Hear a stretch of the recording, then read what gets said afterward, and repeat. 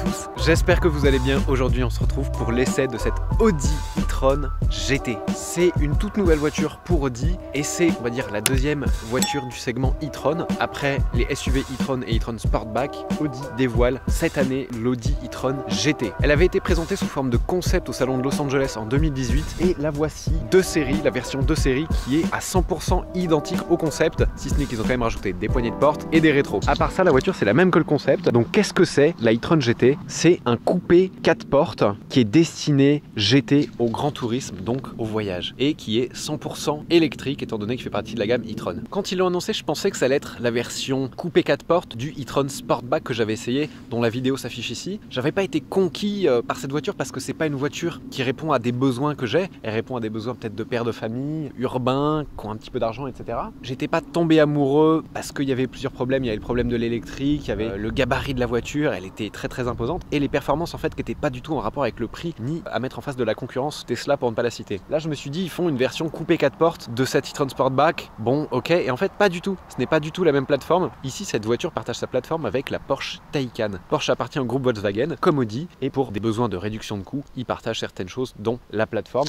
et ici ça va même plus loin que la plateforme. Elle partage avec la Taycan la plateforme, les suspensions, les batteries et les moteurs. Donc pas mal de choses, mais la carrosserie, la production, tout ça c'est du Audi. La voiture est fabriquée dans la même usine où est fabriqué l'Audi R8. Ils ont vachement agrandi l'usine, elle est passée de 16 lignes de production à 32 pour pouvoir justement produire ces e-tron GT et RS e-tron GT que vous avez vu récemment. D'ailleurs la RS e-tron GT, si vous l'avez pas vu, elle est là. Et en fait ils sont allés un petit peu plus loin dans la démarche que de faire juste une voiture électrique pour l'écologie. Dans cette usine par exemple, elle est neutre, totalement neutre en CO2, et ils aspirent à ce que toutes leurs usines soient neutres en CO2 d'ici 2025 je crois. Donc 100% électrique, 4 roues motrices, on a 2 moteurs électriques, un sur l'essieu avant, un sur l'essieu arrière. C'est des moteurs synchrones. La batterie a une capacité de 93 kWh brut et 85 kWh net, ce qui lui donne, selon le SIG WLTP, une autonomie de 487 km. Mais ça, a priori, c'est à condition que tu tiennes un peu à l'écart des voies rapides. Sinon, ça risque de descendre un petit peu plus. La voiture fait 5 mètres de long, 4,99 m pour être précis. Elle est très longue, mais très bien proportionnée. 1,96 m de large, c'est un gros bébé, et 2,3 tonnes.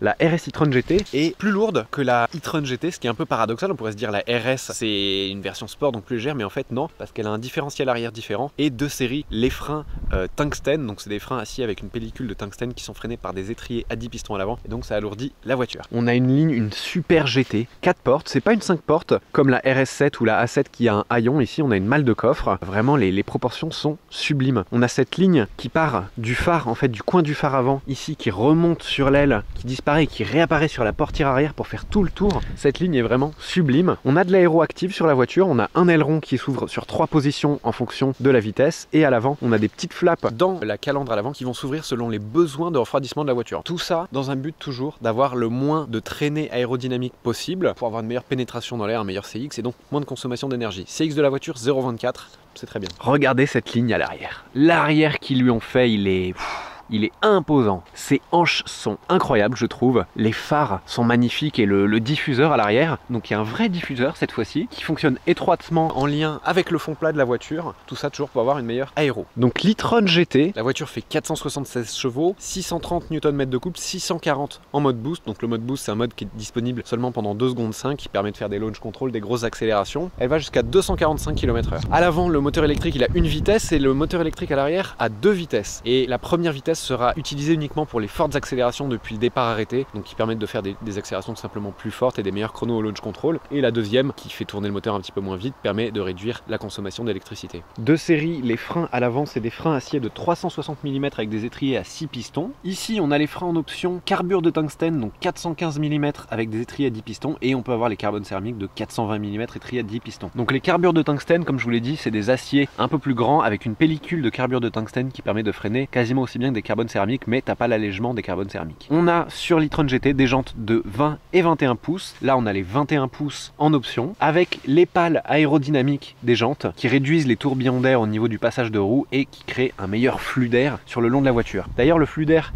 à l'avant, il entre par ici, par cette prise d'air, il continue le long de la roue, il repasse ici, il ressort ici et il est dirigé vers l'arrière comme ça pour que ce soit clean. De série, sur cette voiture on a un toit en verre, vous allez voir à l'intérieur, ça donne une jolie luminosité, et on peut avoir en option le toit en carbone. Regardez la signature lumineuse aussi de cette e-tron GT qui est très jolie. Ils ont fait une signature lumineuse maintenant en X ici au niveau des LED. Donc de série, on a les phares full LED. On peut avoir en option les phares LED Matrix, donc ils vont pas éblouir la personne qui arrive en face si t'es en plein phare. Et encore en option encore plus chère, donc celle-ci les a, on le reconnaît au petit trait bleu, les phares LED Matrix laser qui font qu'à partir de 70 km/h, il y a un faisceau laser qui s'allume et qui éclaire la route jusqu'à 600 mètres, donc qui double la portée de tes pleins phares sur la route. Ça, c'est assez cool. Donc cette calandre single frame, pour en parler un petit peu, elle est inversée, donc c'est plus une grille, tu vois, c'est un panneau de carrosserie parce qu'il n'y a plus de moteur thermique à refroidir juste derrière, mais on a toujours ce petit motif en nid d'abeille à imprimer, c'est assez sympa. Et donc on a l'entourage de la calandre comme ça, qui peut être soit en gris, soit en noir brillant. Cette partie interne peut être soit couleur carrosserie, soit noir brillante, comme sur la RS e-tron GT que j'avais filmé. Et ce qui m'étonne un peu, c'est cette partie en bas, ici, qui est toute ouverte, donc il y a le radar adaptatif, la caméra nocturne, les radars, etc. Et en fait, c'est tout ouvert, on dirait qu'il manque un truc. On dirait que la voiture s'est mangée un trottoir, je sais pas, moi je trouve ça assez bizarre cette ouverture. J'aurais préféré que ce soit totalement fermé, que ce soit plus homogène. L'avant aussi est, je trouve, beaucoup plus sage que l'arrière. Il est assez rond, assez lisse, assez épuré, avec cette ligne sur le capot, alors que l'arrière, je trouve, avec les arches de roue, le diffuseur, contraste assez avec l'avant. Je vais vous montrer le coffre, parce que c'est une GT qui est destinée à voyager. Donc 405 litres de chargement à l'arrière. Le coffre est pas hyper large, ça c'est dommage, on sait pas ce qu'ils ont mis à l'intérieur de ça, mais il est plutôt profond et tu as des petits espaces de rangement à droite et à gauche. On peut ouvrir la petite trappe ici, mais on peut rien ranger à part, on va dire, la carte grise de la voiture. À l'avant, sous le capot, on a encore un autre espace de chargement dans lequel on va pouvoir ranger les câbles notamment. Je vous le montre. Hop, on appuie ici. Donc voilà, ici tu peux mettre les câbles de chargement. J'ai mes petites notes parce que j'arrive pas à tout retenir, mais la voiture est livrée avec deux câbles, un câble compact de 11 kW et un câble de type 2 mode 3 jusqu'à 22 kW.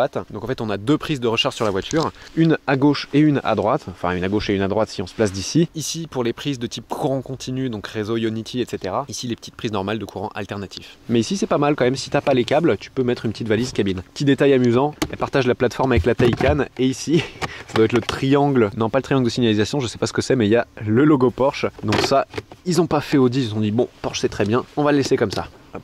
L'intérieur, pour une fois, je vais vous montrer les places arrière d'abord. C'est une voiture qui est très confortable pour 4 adultes sans problème. Je vais pas mettre mes pieds parce qu'ils sont pleins de boue. Mais les sièges sont réglés pour ma position de conduite. Et ici, vous avez vu dans la RS e-tron Sportback, peut-être, il y a de la place largement pour 4 adultes. Faire des bornes avec 4 adultes sans problème.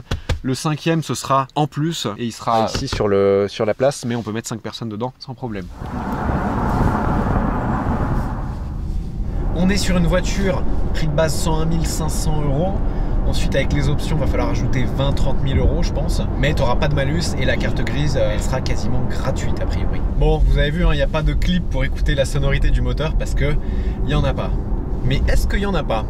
Audi a développé un système de son moteur pour cette voiture 100% électrique. Alors il y a le GPS qui va parler, je suis désolé, mais il me faut les directions. Je me demande si c'est pas Audi Sport qui a développé ce système.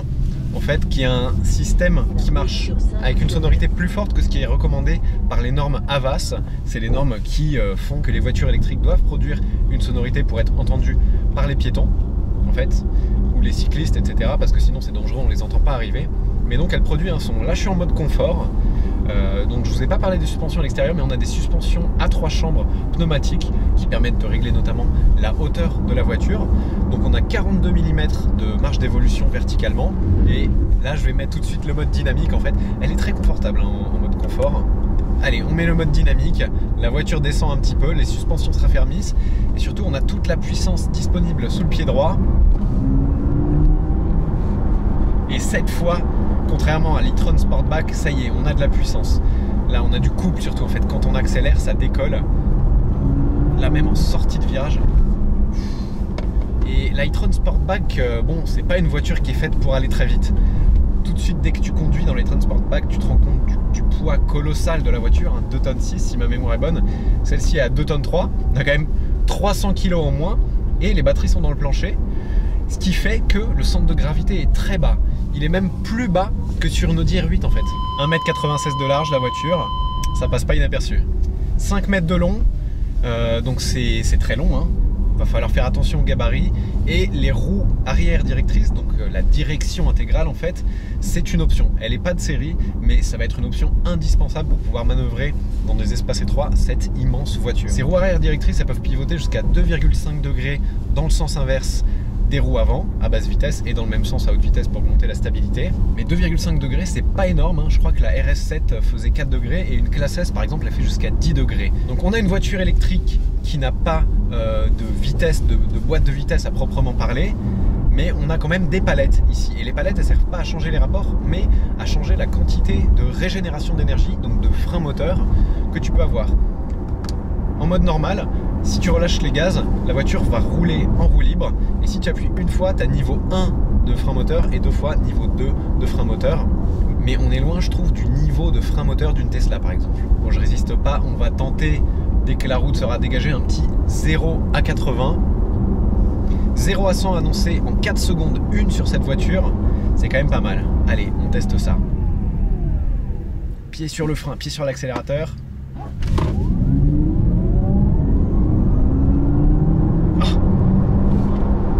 Juste à 80 km/h, donc juste au moment où je me suis arrêté, on a senti l'à-coup, le passage de la boîte de vitesse en fait. Et les reprises sont féroces. Et le freinage, c'est un freinage électronique ride by wire. Il n'y a pas de lien mécanique entre la pédale et les étriers de frein. Ce qui fait que quand tu freines doucement comme ça, c'est de la régénération d'énergie. Et quand tu vas freiner plus fort, là ça va pincer les disques. Mais la transition est imperceptible. Là je freine doucement de plus en plus fort. Ah, et on remet les idées en place. Mais ça freine très fort avec ces freins carbure de tungstène. Ça freine très fort. Et dans la pédale de frein, il y a une très bonne consistance. Et on sent pas le passage de l'électronique à l'hydraulique. Donc voilà, en dynamique, on sent que la voiture rebondit un petit peu plus sur ses roues de bosselet parce que les suspensions sont un petit peu plus ready. Et là, on va repasser en mode confort. Non, on va pas repasser en mode confort. J'adore la sonorité en mode dynamique. Et ce que j'adore, je me suis fait la réflexion à l'aller parce que j'ai fait un petit peu d'autoroute. Elle est très confortable, régulateur de vitesse adaptatif, maintien dans la voie, ça c'est royal. C'est que je me suis rendu compte qu'elle faisait le même bruit que la voiture de Will Smith dans iRobot. Je l'ai revu il y a pas longtemps. Et voilà, moi j'étais encore enfant, on va dire, quand ce film il est sorti en 2004. Et iRobot, dedans, il a une Audi R18 concept ou quelque chose comme ça. Ce concept incroyable qui n'a jamais vu le jour vraiment parce que c'était une voiture électrique typée supercar. Audi a lancé la R8 après, mais c'était un V8 puis un V10. Et là, mais on a quand même presque la voiture de Will Smith dans iRobot. Et rien que pour ça, j'adore. Oh là là, l'adhérence en virage, il n'y a pas de sous-virage. C'est impressionnant. C'est impressionnant. Avec d'autres voitures, là, tu as du sous-virage. Dans le rond-point, c'est impressionnant. Attention, regarde la reprise. Waouh. Si tu as des trucs qui se baladent, tout s'envole quand tu mets ton pied au plancher. Dynamiquement, sur les petites routes, c'est très sérieux. C'est très sérieux. C'est peut-être pas aussi sportif que la Porsche Taycan, mais en même temps, ça se veut un peu moins sportif. Ça se veut un peu plus GT, un peu plus voyage. Et voilà, là je remets le mode confort avec le bouton du Drive Select. Hop, confort. Drive Select à partir duquel tu peux aussi régler la hauteur de la voiture. Régulateur de vitesse, c'est nickel. C'est comme la Taycan, une voiture qui est un piège à permis de conduire parce que tu peux aller très très vite, trop vite. Les accélérations sont quand même féroces. Honnêtement, quand Audi m'a invité pour les essais de cette voiture, après avoir essayé l'e-tron Sportback qui m'a pas convaincu étant donné que j'aime bien les choses un peu dynamiques, un peu sportives, je me suis dit bon, version coupé 4 portes, je me suis dit que ça allait être chiant. Et très honnêtement, ça l'est pas. Je suis très surpris, très agréablement surpris. On a un centre de gravité très bas qui donne un comportement incroyablement dynamique à la voiture qui n'y avait pas du tout dans le e-tron Sportback. Le look, bah, vous jugerez par vous-même, vous aimez ou vous aimez pas. Moi je le trouve très très sympa. L'avant peut-être un peu lisse, mais l'arrière, le 3/4 arrière, le diffuseur, les hanches, c'est magnifique. Le côté écolo a été poussé assez loin dans cette voiture, notamment au niveau des matériaux utilisés. Donc ces sièges, c'est un matériau qui s'appelle Cascade, qui est un matériau synthétique fait à partir de plastique recyclé.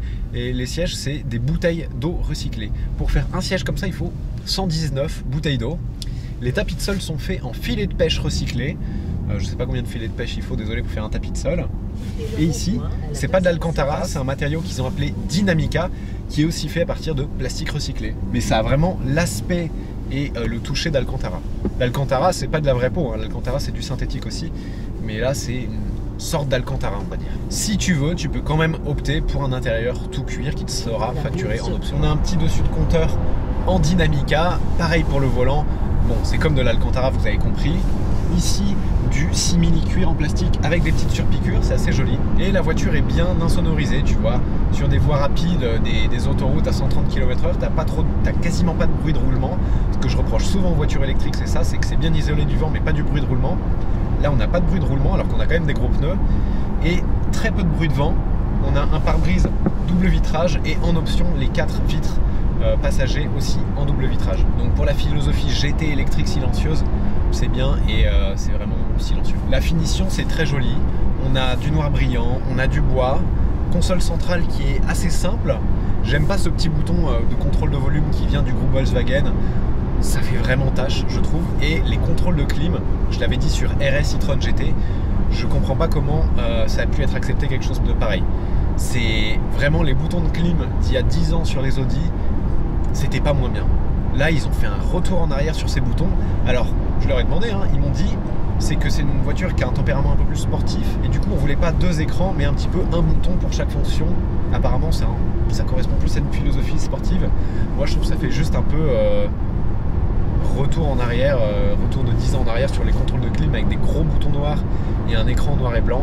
Donc ça c'est assez dommage. Ici on a quand même l'écran multimédia qui est très beau, qui répond très bien, vraiment comme un iPhone. Tu peux même swiper vers le bas, contrôler l'aileron avec un retour haptique, donc une petite vibration dans le doigt pour se confirmer que ton truc s'est bien sélectionné, ça c'est très cool. Et ici un écran tout digital que tu peux régler en mettant le GPS au milieu, on a l'autonomie, etc. Tout est réglable et puis c'est vraiment très bien fini. On a la petite jauge de batterie sur le côté qui aurait pu être comme sur e-tron Sportback d'ailleurs, un peu plus grosse, mais globalement c'est très lisible. Il faut quand même que je vous parle d'une des problématiques de cette voiture qui est la recharge. Quand tu achètes une e-tron GT, pendant 1 an, Audi t'offre l'abonnement au réseau Ionity. Ionity, c'est le seul réseau à ma connaissance qui fournit des bornes de recharge qui fournissent du courant continu à 240 kW, donc c'est énorme. Et ça te permet de recharger 100 km en 5 minutes ou de 0 à 80% en 22 minutes et 30 secondes. Malheureusement, les bornes Ionity, c'est seulement disponible sur les aires d'autoroute. Donc si tu veux faire une recharge rapide en ville, déjà, t'oublies. Après, en ville, a priori, les propriétaires de ces voitures auront des parkings et les rechargeront la nuit. En ville, tu as d'autres réseaux, tu as l'ancien réseau d'Autolib, tu as le réseau Bélib, et ça, Audi ne te fournit pas l'abonnement. Une fois que l'année gratuite s'est écoulée, l'abonnement au réseau Ionity coûte environ 17 € par mois, juste pour avoir accès aux bornes de recharge. Ensuite, tu payes quand même ton plein d'électricité, mais un tarif préférentiel qui te coûte environ 15 € la recharge. On est à 10 centimes du kilowattheure avec l'abonnement. Mais si tu veux aussi avoir accès au réseau en ville, il va falloir payer l'abonnement de tous les réseaux qu'il y a en ville. Donc ça va commencer à faire beaucoup d'abonnements, comme si tu prenais Canal, Netflix, Disney+, tout ce que tu veux. L'électrique, c'est pas gratuit, sortez ça de votre tête. Mais l'avantage qu'a Audi, c'est qu'ils fournissent une carte Audi e-tron Charging Service, ou ça s'appelle quelque chose comme ça, qui est une carte qui permet de regrouper tous les réseaux de recharge. Ça ne te donne pas l'abonnement, mais au moins tous les réseaux de bornes peuvent être regroupés sur une seule carte et t'as pas 50 cartes de recharge, t'en as une seule pour toutes les bornes. Contrairement à l'e-tron Sportback, ici on n'a pas un matériau hyper cheap, on a quand même un plastique un peu dur, mais pas d'apparence aussi cheap que dans le e-tron Sportback. Là, partout où tu poses tes yeux, c'est assez beau. C'est du tissu, tu peux avoir l'Alcantara et tout, ça c'est en option évidemment. On a les sièges chauffants, la clim, tout ce que tu veux. 2 séries aussi sur cette voiture qu'il n'y a pas de série sur la Taycan. La pompe à chaleur qui permet d'avoir jusqu'à 14% d'autonomie en plus et qui utilise notamment la chaleur dégagée par les batteries pour chauffer l'habitacle. Bon, bilan de cette Audi e-tron GT, très agréablement surpris. Je m'attendais pas à quelque chose d'aussi dynamique, d'aussi agréable à conduire en fait. C'est pas mou, les suspensions sont bien confortables en mode confort, un peu plus raide en mode sport, mais c'est bien suspendu en fait. Et je sais pas comment l'expliquer, mais on ressent bien la voiture. La position de conduite est agréable, le volant est très bien réglable, le siège aussi. Tu peux t'asseoir très bas. Moi j'aime beaucoup m'asseoir bas dans les voitures pour bien sentir la voiture, et celle-ci on la sent vraiment bien. Globalement, le reproche que je leur avais fait, que Audi augmente beaucoup leur prix mais que la qualité suive pas à 100% partout dans l'habitacle, je le retire un petit peu sur cette voiture parce que là c'est quand même très très beau. Franchement, si tu cherches une GT pour faire des bornes avec des personnes derrière, du style et des performances, et surtout une électrique parce que sinon il y a le choix dans le reste du parc automobile des autres marques, cette e-tron GT est très cool. J'aime bien, c'est une voiture qui me déplaît pas. Après voilà, son principal problème, là pour un essai comme ça c'est très bien, ils ont prévu, là on va s'arrêter une borne de recharge Ionity, on va la recharger, on va voir comment ça marche, c'est très cool. Dans la vie de tous les jours, je suis pas sûr que ce sera aussi facile. dans Paris pour avoir essayé avec diverses voitures électriques. Souvent les bornes de recharge sont complètes, donc on a les voitures électriques mais on n'a pas encore l'infrastructure qui est adaptée pour toutes les recharger. Ça évidemment ça évolue. Au 1er janvier 2021, on avait 77 bornes Ionity en France. C'est quand même vraiment très peu. Après, on a 200 000 bornes en Europe, mais bon, c'est pas ça qui est très pertinent. Il va falloir que le réseau de bornes se développe énormément pour rendre plus facile la vie des propriétaires de voitures électriques. Voilà, j'espère que cet essai exclusif de l'Audi e-tron GT vous a plu. Si c'est le cas, n'hésitez pas à mettre un pouce vers le haut, à me dire dans les commentaires ce que vous en avez pensé. S'il y a des questions auxquelles j'ai pas répondu, par exemple, je me ferai un plaisir de vous y répondre dans les commentaires. N'oubliez pas de vous abonner si ce n'est pas déjà fait. Merci de votre fidélité et je vous dis à très bientôt pour la prochaine vidéo. Ciao!